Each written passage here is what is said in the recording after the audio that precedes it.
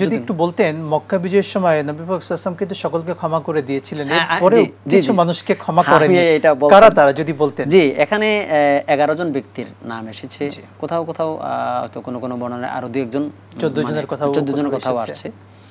তো সেই ব্যক্তিদের নাম এই মুহূর্তে আমি বলতে পারছি না। জি, আল্লাহ রাসূল বলেছেন এরা যদি কাবা শরীফের গিলাফের ভিতরেও থাকে, কাবার ভিতরেও আশ্রয় নেই, ফাকতুলুহ, তোমরা তাকেও হত্যা করো। তাহলে দেখা যায় যে ক্ষমা বিশাল বড় একটা কোয়ালিটি, ক্ষমা একটি ভালো গুণ, মহৎ গুণ। কিন্তু সব জায়গায় ক্ষমা করার ব্যাপারে কিন্তু আল্লাহ তাআলারও বক্তব্য আছে। যেমন দেখেন যে সব জায়গায় যদি আমরা ক্ষমা করে দিতাম, তাইলে যে জেনা করছে তার ব্যাপারে শরীয়তের বিধান হলো আশ-শাইখু ওয়াশ-শাইখাতু ইজা জানায়া ফারজুমুহুমা নাকালাম মিনাল্লাহ, তাকে এতটুকু মাটির নিচে পুঁতে পাথর মেরে তাকে হত্যা করে দিতে হচ্ছে। চোরের ব্যাপারে আল্লাহর বক্তব্য হচ্ছে যে আস-সারিকু ওয়াস-সারিকাতু ফাকতাউ আইদিয়াহুমা, এদের হাত কেটে দাও।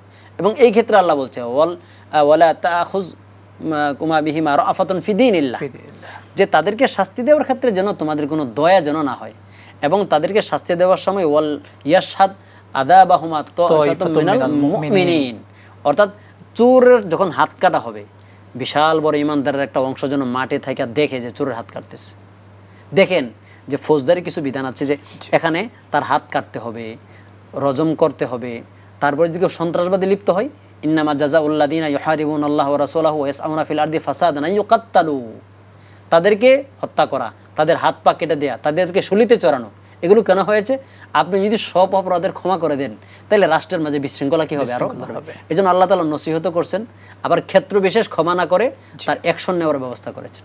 আমরা ক্ষমা করব, কিন্তু আল্লাহ রাসূল ওই 14 জন বা 11 জনকে কেন ক্ষমা তিনি করেন নাই? রাসূল সাল্লাল্লাহু আলাইহি সাল্লামকে ইসলামের ব্যাপারে, ইসলামের বিরুদ্ধে এত বেশি বিশুদ্ধার করেছেন। আল্লাহ রাসূল এত বিশাল বড় হৃদয়ের অধিকারী হয়েও এদেরকে কিন্তু ক্ষমা করেন নাই। এজন্য আমরা ক্ষমা করব, এটা ভালো দিক।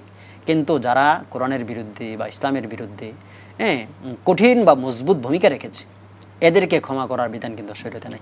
যদি আপনার এই বিধানটা থাকতো, তাহলে এই যে চুরি, মদ পান, তারপরে আপনার কি বলে সন্ত্রাসবাদ, এগুলোর শাস্তি ইসলাম কেন দিল? বোঝা গেল যে ক্ষমা করবেন, ঠিক আছে, কিন্তু এমন কিছু অপরাধ আছে যে সমস্ত অপরাধগুলোর ক্ষেত্রে ক্ষমা না করে বরং শরীয়তের আইন বাস্তবায়ন করলে সমাজ, রাষ্ট্র, ব্যক্তি, পরিবার সব জায়গায় নিরাপদ থাকবে। আশা করি আমি হয়তো চমৎকারভাবে আপনি ভেঙে ভেঙে পয়েন্টে পয়েন্টে কথা বলেছেন। আসলে সত্যি ক্ষমার ব্যাপারটি আমাদের এই গুণটা প্রত্যেকের অর্জন করা উচিত।